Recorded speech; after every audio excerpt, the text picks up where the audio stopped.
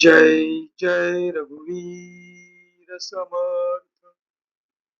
जय जय रघुवीर समर्थ। जय जय रघुवीर समर्थ।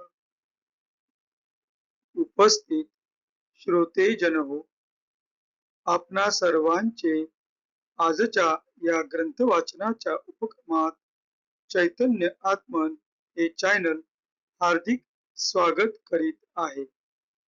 आजचा ग्रंथ वाचनाचा आपला दिवस क्रमांक 162, वार आहे गुरुवार व तारीख 11 जून 2026। सध्या आपण समर्थ श्री रामदास स्वामी लिखित सार्थ श्री दासबोध या महान ग्रंथाचे क्रमशः वाचन करीत आहोत। तेव्हा नेहमीप्रमाणे पुढील वाचन सुरू करण्यापूर्वी प्रथम आपण समर्थ श्री रामदास स्वामी यांना गुरुवंदना अर्पण करूया। गुरुर ब्रह्मा गुरुर विष्णू गुरुर्देवो महेश्वरः गुरुर साक्षात् परब्रह्म तस्मै श्री गुरवे नमः। तस्मै श्री गुरवे नमः। तस्मै श्री गुरवे नमः। जय जय रघुवीर समर्थ। आता आपण सार्थ श्री दासबोध या ग्रंथाच्या श्रवणाच्या फलश्रुतीचे महत्व जाणून घेऊया। या फलश्रुतीचे महत्व समर्थ श्री रामदास स्वामी यांनी त्यांच्या सार्थ श्री दासबोध या ग्रंथातील प्रथम दशकातील प्रथम समासात वर्णिलेले आहे। या फलश्रुतीचे आता आपण वाचन करूया। सर्व संशय एकदम नाहीसे होऊन क्रियेमध्ये म्हणजे आचारामध्ये ताबडतोब फरक पडतो। इथे समर्थ श्री रामदास स्वामी आपणास सुचवीत आहेत की जो कोणी व्यक्ती सार्थ श्री दासबोध या ग्रंथाचे क्रमशः वाचन किंवा श्रवण करील त्या व्यक्तीच्या आचरणामध्ये ताबडतोब फरक पडतो। सायुज्य मुक्तीचे रहस्य कळून येऊन तिच्या प्राप्तीचा सुलभ मार्ग सापडतो। दुसऱ्या बिकट साधनांचे कारण पडत नाही। अज्ञान, दुःख व भ्रांती यांचा नाश होऊन तत्काळ ज्ञानाचा लाभ होतो, अशी या ग्रंथाची फलश्रुती आहे। योग्यांचे परमभाग्य असे वैराग्य अंगामध्ये बांधते। विवेक व चातुर्य यथा योग्य प्राप्त होते। जे कोणी संशयग्रस्त, अवगुणी व अवलक्षणी असतील ते सुलक्षणी, धूर्त, तत्ववेत्ते, चतुर व समयज्ञ असे होतील। आळशी असतील ते उद्योगी होतील। पाप्यांना पश्चाताप होऊन ते शुद्ध होतील आणि भक्ती मार्गाचे निंदक असतील तेही भक्ती मार्गाला वंदन करू लागतील। बद्धांचेच मुमुक्षु होतील व मूर्ख अति दक्ष होतील। अभक्तांना भक्ती मार्गाच्या योगाने मोक्ष मिळेल। अनेक दोषांचा नाश होऊन पतित असतील तेच पावन होतील। तात्पर्य, हा ग्रंथ नुसता ऐकल्याने प्राण्याला उत्तम गती मिळेल।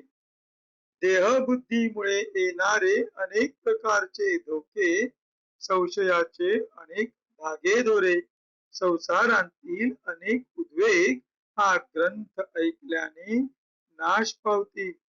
हा ग्रंथ ऐकल्याने अधोगतीत चुकून मनास विश्रांती व समाधान मिळेल, अशी या ग्रंथाची फलश्रुती आहे. ज्याचा भावार्थ जसा असेल तसे त्याला फळ मिळेल. जय जय रघुवीर समर्थ.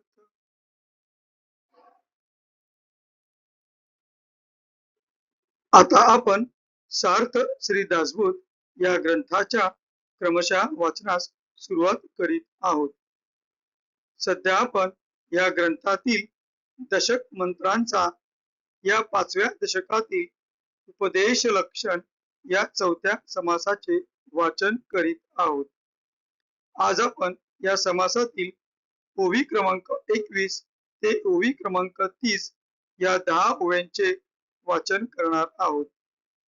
आपणासमोर जे पृष्ठ दिसत आहे त्या पृष्ठातील शेवटून 5वी ओळ हे किती म्हणून सांगावे या शब्दांनी सुरू होते. तर तेथूनच आपण आजच्या ग्रंथ वाचनास प्रारंभ करूया.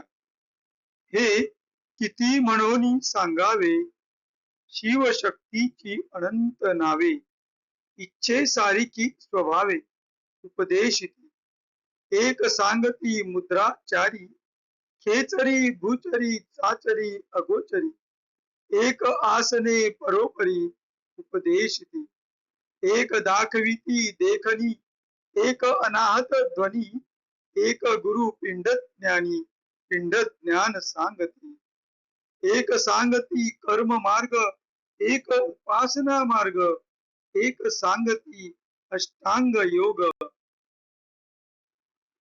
नाना चक्रे, एक तपे सांगती, एक अजपा निरोपिती, एक तत्वे विस्तारिती तत्वज्ञानी, एक सांगती सगुण, एक निरोपिती निर्गुण, एक उपदेशिती तीर्थाटन फिरावे म्हणून, एक महावाक्य सांगती त्यांचा जप करावा म्हणती, एक उपदेश करीती सर्व ब्रह्म म्हणून, एक शाक्त मार्ग सांगती, एक मुक्त मार्ग प्रतिष्ठिती, एक इंद्रिय पूजन करविती एका भावी, एक सांगती वशीकरण, स्तंभन मोहन उच्चाटन, नाना चेटके आपण स्वये निरोपिती, ऐसी उपदेशांची स्थिती पुरे आता सांगो किती, ऐसे हे उपदेश असती असंख्या.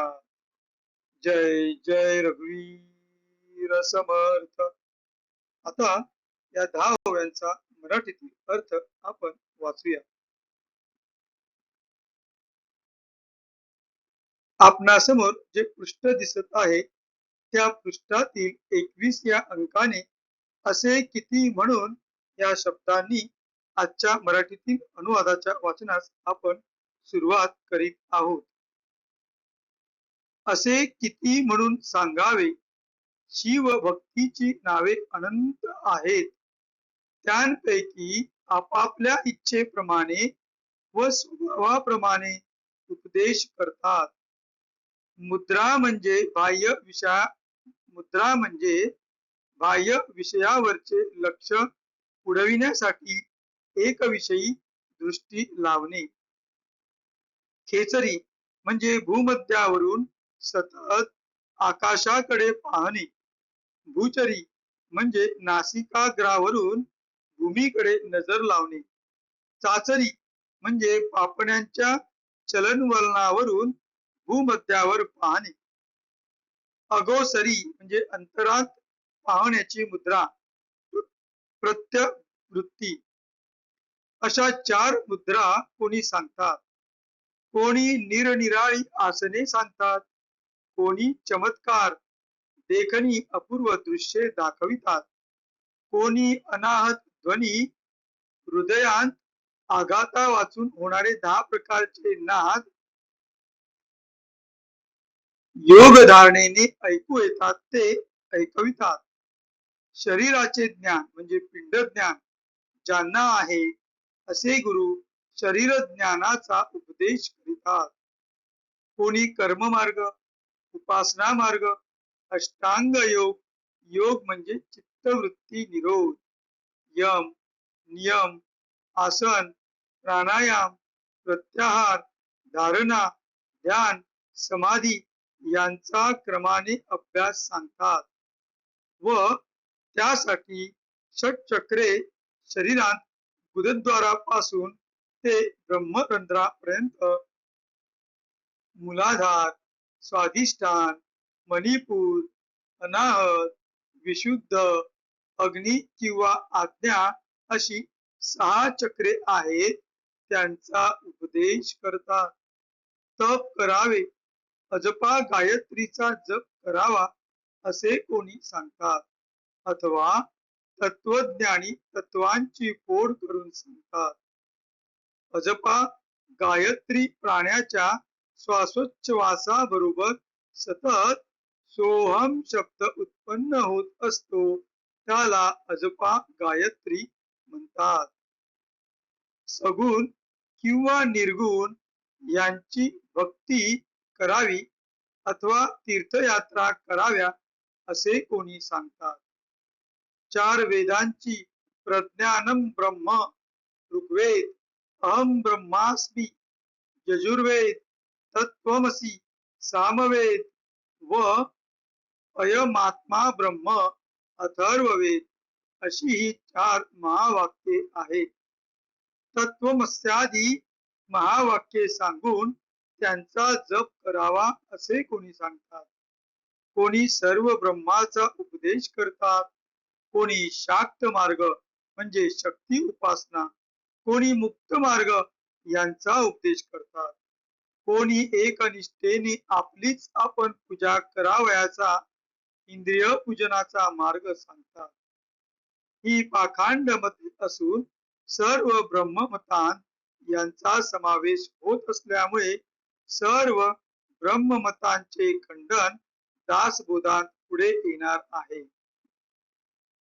वशीकरण, स्तंभन, मोहन, उच्चाटन अशी अनेक चेटके कोणी आपण स्वतःच सांगतात. असे उपदेशाचे प्रकार आहेत ते पुरेत. ते किती सांगावे असे असंख्य उपदेश आहेत. जय जय रघुवीर समर्थ. आता आपण कृतज्ञतापूर्वक समर्थ श्री रामदास स्वामी यांना वंदन करून आजच्या या ग्रंथ वाचनाच्या भागाची सांगता करूया. शुकासारिके पूर्ण वैराग्य जाचे, विशिष्टा परिज्ञान योगेश्वराचे, कवी वाल्मिका सारिका मान्य ऐसा, नमस्कार माझा सद्गुरु रामदासा. जय जय रघुवीर समर्थ. उपस्थित श्रोतेजन हो, आपणा सर्वांनी आजचे हे ग्रंथ वाचन अगदी मनपूर्वक ऐकले त्याबद्दल आपणा सर्वांना कोटी कोटी धन्यवाद व एक नम्र निवेदन. आमचे हे ग्रंथ वाचन जर आपणास आवडत असेल, रुचत असेल, जर त्यातून काही ज्ञानबोध आपणास होत असेल तर कृपया आपण आमच्या या चॅनलला सबस्क्राईब करा, लाईक करा, शेअर करा. काही मत सुचवायचे असल्यास, काही सुधारणा सुचवायच्या असल्यास तसे मत किंवा तशा सुधारणा कमेंटमध्ये लिहा. हीच आपणा सर्वांना नम्र विनंती. भेटू पुढल्या भागात. जय जय रघुवीर समर्थ.